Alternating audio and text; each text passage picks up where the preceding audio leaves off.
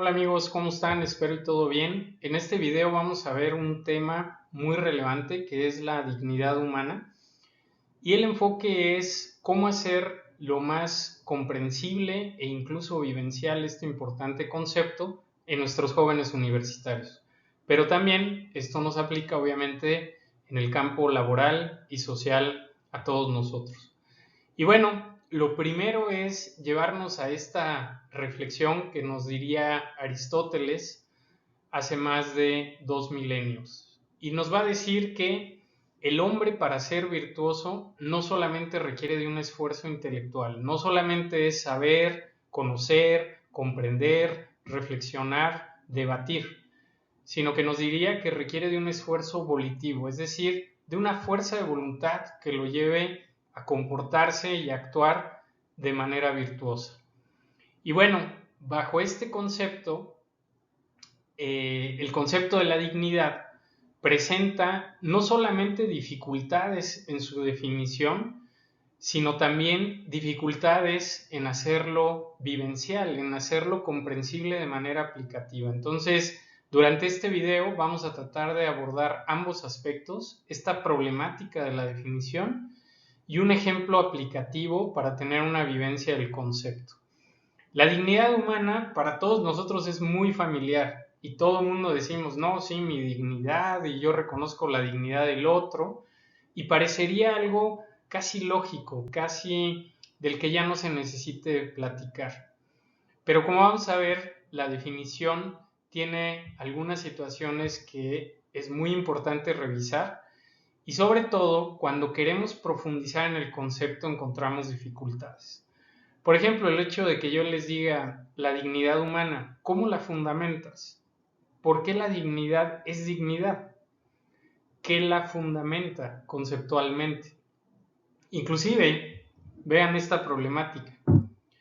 Este celular, yo puedo decir que es mío, es en el sentido de todo en el sentido extenso de la palabra, o la sociedad reconoce que es mío. La mayoría de ustedes reflexionando me van a decir, pues sabes que Álvaro, sí, es la sociedad quien reconoce que es tuyo, pero en la realidad no hay algo aquí real que lo haga mío, más que el reconocimiento social del mismo. Entonces, sobre aquello que se sentían muy seguros sobre su dignidad, mi pregunta sería, ¿ustedes tienen dignidad o la sociedad reconoce que tienen dignidad y por lo tanto un valor como personas? Ahí es donde empieza esta situación de comprender y reflexionar la definición. Pues muy bien, vamos a ver esta primera definición que viene de un libro de antropología filosófica de García Cuadrado, y lo que nos va a decir esta definición es: la persona humana está revestida de una especial dignidad, la cual la hace poseer un valor insustituible e inalienable. Y esta es la definición clásica, es decir, estamos revestidos por la dignidad. Por el solo hecho de ser personas, somos un alguien, no un algo, y tenemos dignidad. Y ese valor como personas, por el solo hecho de ser personas, es insustituible e inalienable. Y bueno, pues la definición, obviamente argumentativamente, lógicamente, suena contundente, pero la pregunta sigue vigente. ¿La dignidad, como este celular, es mía o es algo que la sociedad me está reconociendo? Y dado esta pregunta clave e importante, si la dignidad es algo intrínseco, algo nuestro, o es algo que la sociedad nos otorga, vamos a ver esta primera fundamentación que se llama jurídico-positiva. Y esta fundamentación, pues precisamente lo que va a decir es que el valor de la persona no es absoluto en sí, sino es un valor concedido por la sociedad. Los derechos humanos, los valores, la dignidad propiamente de la persona son concedidos por la sociedad. Es un convenio, es un acuerdo entre todos, pero no existe sustancialmente en nosotros. Esa es la fundamentación jurídico-positiva. Bajo esta fundamentación, pues la dignidad se puede ir o puede cambiar, ¿no? Después vamos a tener ahora las fundamentaciones metafísicas, es decir, ¿por qué le llamo metafísicas? Porque son aquellas que van a sustentar o argumentar que la dignidad sí la tenemos, independientemente de lo que diga la sociedad. Pero bajo este concepto es algo que escapa a las ciencias empíricas, es algo que escapa al conocimiento y al método científico, es por eso que se llama fundamentación metafísica. Y en este sentido, vamos a ver primero la fundamentación kantiana, y esto es muy interesante porque lo que nos dice es que con base en nuestro libre albedrío, nosotros realmente no somos un medio, sino somos un fin en sí mismo. Es decir, al tener libre albedrío, al tener esta libertad de decisión, nosotros construimos nuestro destino, nosotros construimos nuestro fin. Por lo tanto, somos un fin en sí mismo. Y dado esto, nuestro precio no es particular, no es un valor particular, es un valor absoluto. ¿Cuándo pierde la dignidad el hombre bajo esta perspectiva kantiana? Nunca. Es algo intrínseco, porque el libre albedrío no lo perdemos. Podemos perder la libertad social, estar en una cárcel. Podemos estar, completamente aislados. Pero el libre albedrío es una facultad del hombre, esa no la perdemos. Entonces, la dignidad la poseemos en tanto poseemos esta capacidad de libre albedrío. Y aquí muy importante, cuando, voy a decirlo de esta manera, no reconoceríamos la dignidad del otro cuando vemos en el otro que es un medio y no un fin en sí mismo. Es decir, reconocer la dignidad del otro es reconocer que esa persona va a determinar su destino, será un fin en sí mismo. No la podemos ver como el medio para cumplir otro fin. Esta es la fundamentación.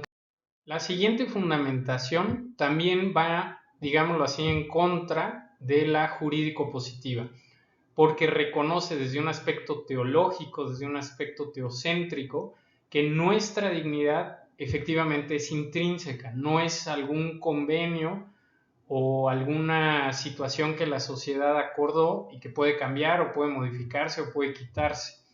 La fundamentación teocéntrica lo que va a decir es que reconoce explícitamente que el hombre está creado a imagen y semejanza de Dios.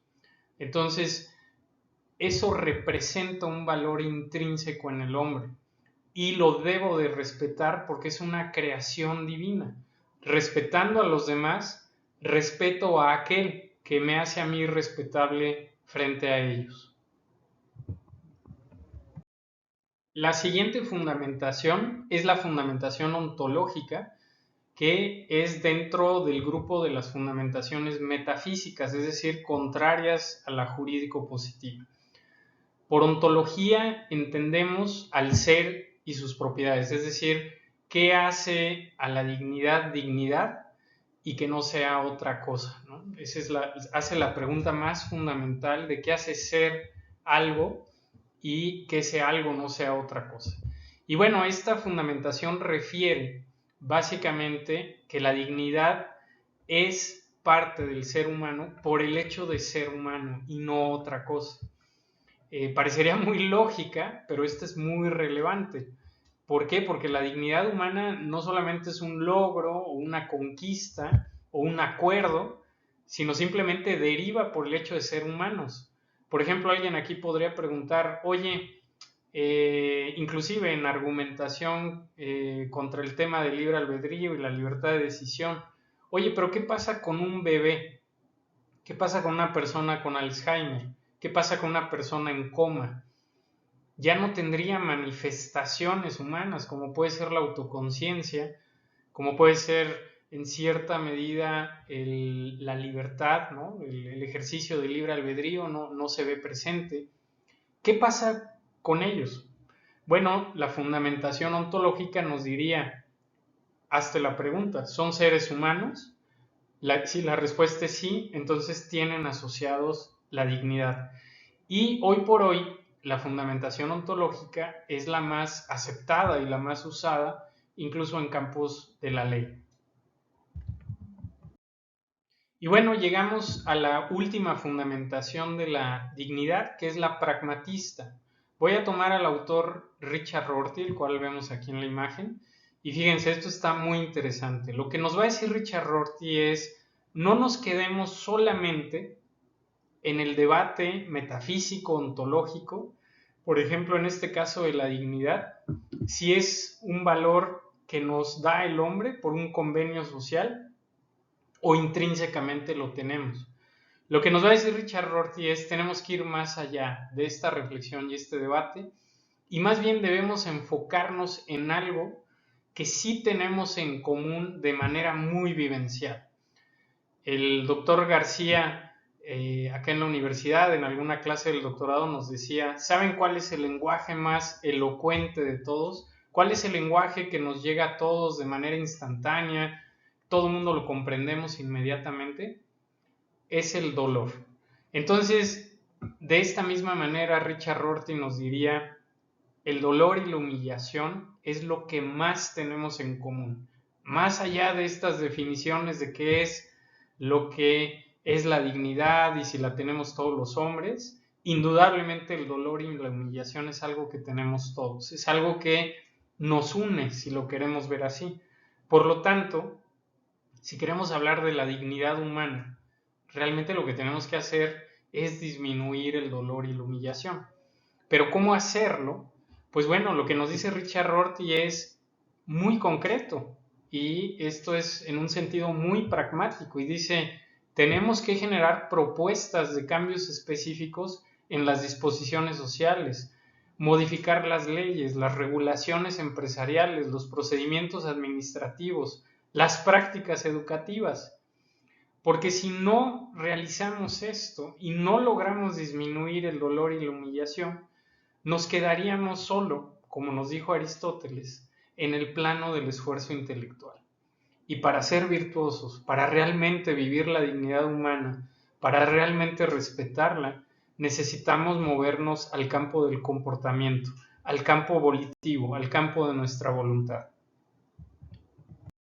Bueno, y con base a la fundamentación pragmatista, con nuestros queridos jóvenes universitarios hicimos una dinámica muy interesante para vivenciar este concepto. Y bueno, la situación es que a los jóvenes les pedí que fueran a platicar brevemente, en este caso con personal que estaba en las cafeterías, con personal de limpieza en la universidad, personal de cajas y personal de vigilancia. Y la pregunta que le tenían que hacer, se dividieron en grupos, es: ¿qué comportamiento por parte del docente o el alumnado te desvaloriza como persona y sientes que no respeta tu dignidad en tu día laboral? Y también, ¿qué comportamiento por parte del docente y del alumnado te valoriza como persona y respeta tu dignidad? Y bueno, se fueron del salón en grupos, bajaron a los diferentes lugares en la universidad e hicieron esta entrevista. Obviamente a manera anónima y siempre muy respetuosos y pidiendo permiso de ese espacio para la entrevista.